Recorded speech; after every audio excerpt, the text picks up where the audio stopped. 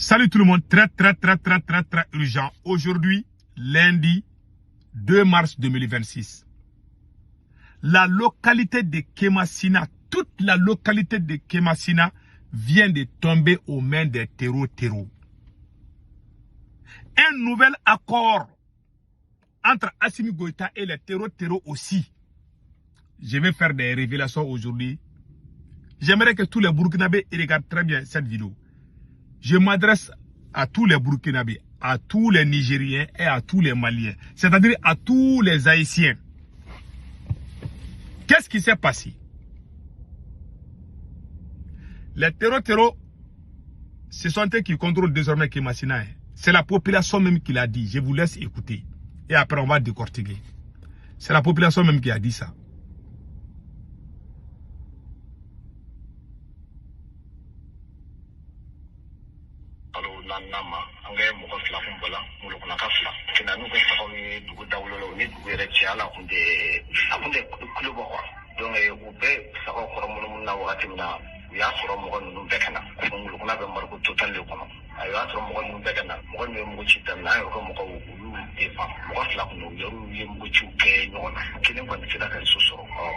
Voilà. C'est-à-dire que quand ils sont venus, ils ont commencé à tirer. Est-ce que vous voyez? Donc écoutons les restes. Je m'excuse, j'ai un peu... Voilà.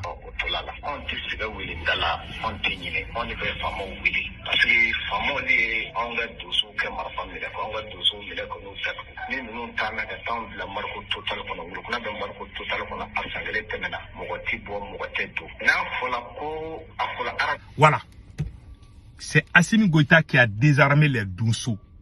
Il y a beaucoup de localités où Assimi Goïta a désarmé complètement les groupes autodéfense. C'est là même qui ont pris les armes pour défendre le Mali. Là. Assimi ne veut pas les voir avec les armes. C'est comme si les capitaines s'aimaient contre les VDP. Donc, les Dosso qui avaient pris les armes dans plusieurs localités ont été désarmés. Les mois passés, Assimi Goïta voulait faire avec les Dosso là qui sont à Banyakara, ils ont refusé. Maintenant, écoutons les restes, après on va traduire.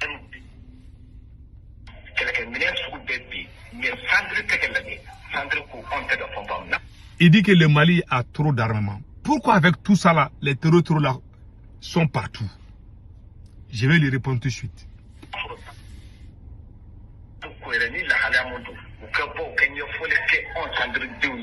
Parce que machine mara lakanati seko mara yɛrɛ lakanati suni tile kɛ jamanadenw bɛ ka faga suni tile i kɛ jamanadenw kɛ sugu bɛɛ ka wuli n'i bɛ ka fura kɛ bana la ni bana tɛ ka nɔgɔya ni bana tɛ ka nɔgɔya i b'a dɔn mun fɛ anw bɛ dugu minnu wulila dugu in kelen bɛ sɛgɛn k'a ta 2020 kasi la fo ka n'an bila yɔrɔnin min na anw bɛ dugu minnu wulila dugu ninnu kelen bɛ sɛgɛn ŋolokuna bɛ mariko total kɔnɔ ŋolokuna mɔgɔ kelen tɛ se ka bɔ kɛlɛ mɔgɔ kelen tɛ se ka bɔ.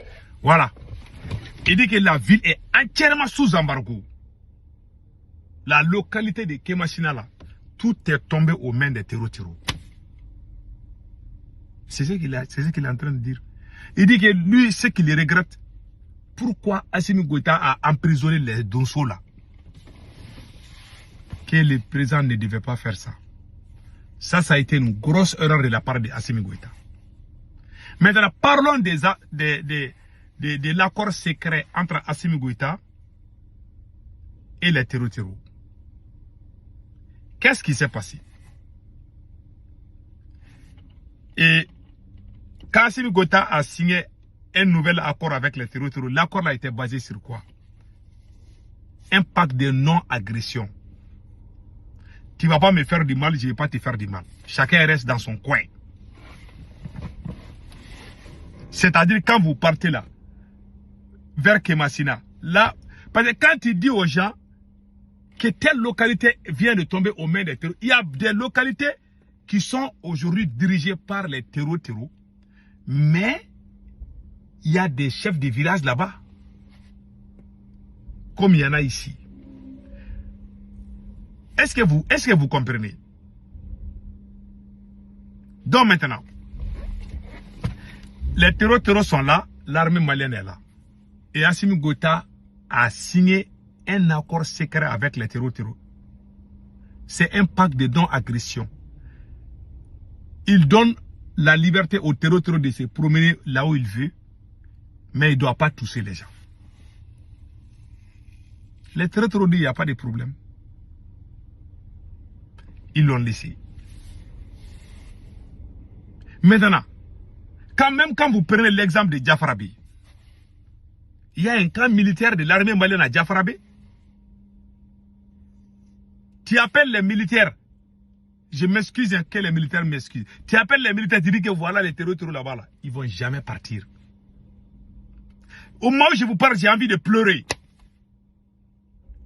C'est les accords bidons que les politiciens ont signés avec les terroristes là. C'est ça qu'Assimi Goïta. Et aujourd'hui, toutes les localités sont en train de tomber l'une à l'autre aux mains des terroristes. Ça fait mal. Voilà pourquoi les gens se posent la question, pourquoi on ne les frappe pas? Ce monsieur même qui était en train de parler a même proposé pourquoi on ne va pas aller les mater. Non. Je vous laisse écouter.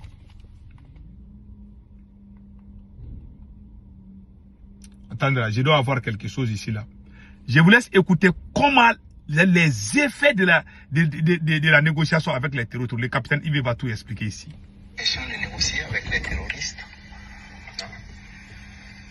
On ne négocie pas. Pas question de négocier avec les terroristes? Non. On ne négocie pas. Il n'y a pas 1 centimètre de ce territoire-là qu'on va négocier. On ne donnera rien à 1 franc de contribuable. Si le contribuable nous donne 1 franc, on préfère payer des armes que de négocier. Je pense qu'on a mis ça dans la tête des gens pour nous garder longtemps dans la guerre. Non. Et ça me permet de rebondir à quelque chose qu'on est obligé de dire, qu'on n'a pas peut-être l'intention. Je pense qu'en 2020, il y a eu des négociations pour tenir les élections. Alors, vous les journalistes, je suppose que vous avez suivi et vous savez ce que ça fait. Peut-être il y a certaines choses que vous ne savez pas. Mais nous, en tant que combattants, qui nous fait très mal. On était en détachement en 2020. On a reçu des instructions d'arrêter tout ce qui est opération cinétique. Ça veut dire on ne sort plus de nos bases, on reste statique. Déjà, c'est un mal. Ça fait très mal aux combattants, aux soldats de voir ça. Pire, on a été nargués. Les terroristes nous ont nargués. Demandez à ceux qui étaient à quel point son temps. Ils ont appelé des villageois à les montrer l'argent dans des valises, de venir dire aux militaires que voilà, le gouvernement ne peut pas les combattre. Ils négocient avec eux, ils ont même donné l'argent. Voilà ça, ils sont venus nous dire. Donc de venir dire aux militaires et aux VDP de déposer les armes. Les gens sont vivants, vous pouvez vous renseigner. Et ceux qui forçaient sortir en son temps, il y a les militaires qui ont été punis. Voilà. Ceux qui étaient à Bourzanga, ils sont témoins. Assimi Goïta est en train de faire la même chose maintenant. Ils ont eu 3 tombés. Le détachement est sorti pour aller les aider à ramener. Ils ont été attaqués. Ils n'ont pas été appuyés. Et pire, on a dit qui les a dit de sortir. Plusieurs personnes ont connu cette situation. Ça a fait tomber la combativité. Donc les militaires étaient découragés. Ils ne savaient plus c'est quoi ce problème. Et ça persistait tellement que les gens partent en détachement pour juste s'asseoir. Voilà le premier problème que ça a amené. Deuxièmement, l'argent qui a été donné aux terroristes. Parce que ça, les gens ont vu. Voilà, même ceux qui sont à Djibo aussi peuvent témoigner. Les véhicules qui venaient Nitama puis continuer vers Nassombo avec des valises. Voilà, peut-être à l'armée de l'air vous aurez des preuves. L'argent est sorti. Ils ont pris cet argent, ils se sont équipés. Ils se sont bien installés. Et c'est à partir de ce moment que nous avons commencé à entendre des voix d'enfants au poste. Parce qu'ils ont payé beaucoup de transmissions, ils ont créé un réseau. Et une fois que le réseau a été bien créé, bien stabilisé, ils ont commencé à détruire tous les pylônes. Voilà. Nous, la population ne peut plus nous alerter. Et eux, puisqu'ils ont un autre système de communication, et ils ont commencé à détruire tous les systèmes de communication qui existaient. Troisième chose négative, ça a coupé le lien entre nous et les populations. Vous imaginez, on vous dit c'est interdit de sortir. Vous êtes assis. Les populations vous appellent. Et Naba, ils sont ici, ils sont ici, ils sont ici. Vous avez interdiction de sortir. Vous êtes obligé de faire semblant de tourner. Lendemain encore, ils vont dire 3 jours, 4 jours. Qu'est-ce qu'ils commencent à nous dire? Que quoi? Si le cabez aura point. Voici la phrase. Qu'il n'y a pas de vérité dans notre combat. Et ils voient les gars, ils nous appellent. On ne vient jamais. On ne peut pas dire à ces populations-là qu'on a interdiction de sortir.